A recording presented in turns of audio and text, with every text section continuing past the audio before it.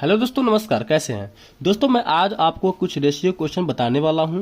जैसा कि क्वेश्चन में पढ़ सकते हैं कि यदि a अनुपात b बराबर 3:4 तथा b अनुपात c बराबर 8:9 हो तो a अनुपात c का मान बताइए।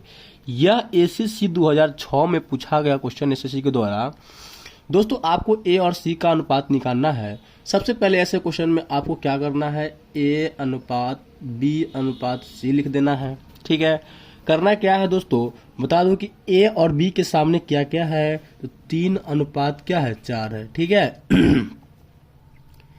3:4 है और b और c का अनुपात 8:9 है। इसके सामने फिर क्या करना है, b के सामने, यहाँ पे b 8 है तो b के सामने 8 लिख दिए, और c के सामने 9 है तो c के सामने 9 लिख दिए। क्या करना है, इससे कुछ भी नहीं करना है, ऐसे कर देना है और सिंपल सी तरीके से आपको सॉल्व कर लेना है।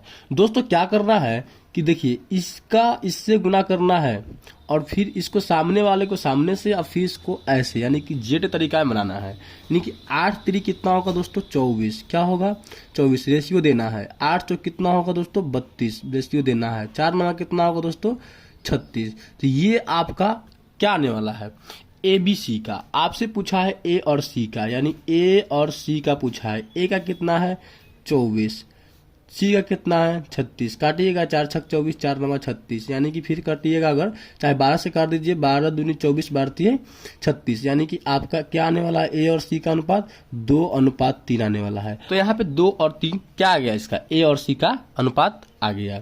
चलिए नेक्स्ट क्वेश्चन देखते हैं।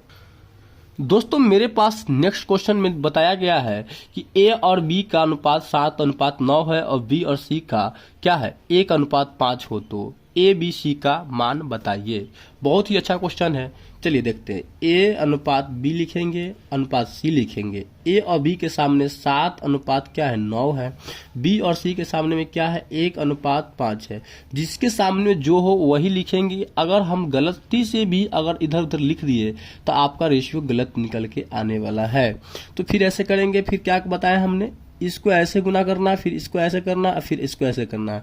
यानी कि 7 को 1 से गुना करना, फिर 9 1 को 1 से और इसको 5 से, यानी 7 एकम 7 हो जाएगा रेशियो। 9 एकम क्या आएगा दोस्तों, 9 आएगा। 9 पंच कितना आता है, 45। इसका रेशियो एबीसी का रेशियो क्या आएगा, 7:9:45।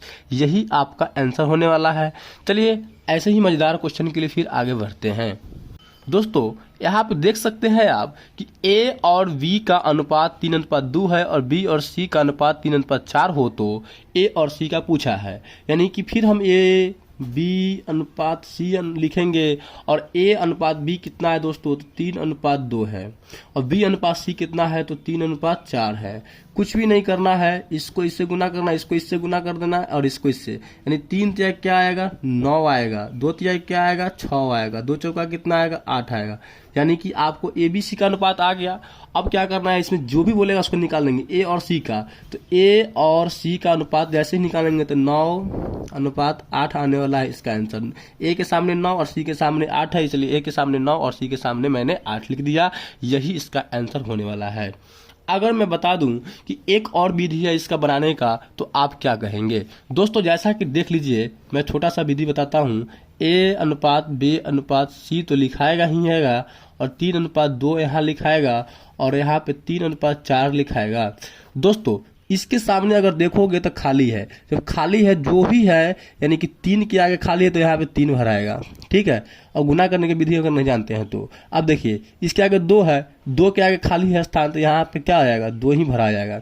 यानी कि आप अब उसको गुना कर दिए, 3 तिहाई 9, 2 तिहाई 6 और 2 चौका 8। सेम आंसर आने वाला है, कहीं डिफरेंट नहीं आने वाला है। यानी कि जो खाली रहेगा उसके सामने वाले अंक को डाल देना है, वही उसका आंसर होने वाला है। धन्यवाद। अगर वीडियो अच्छा लगे तो जरूर से जरूर लाइक करें।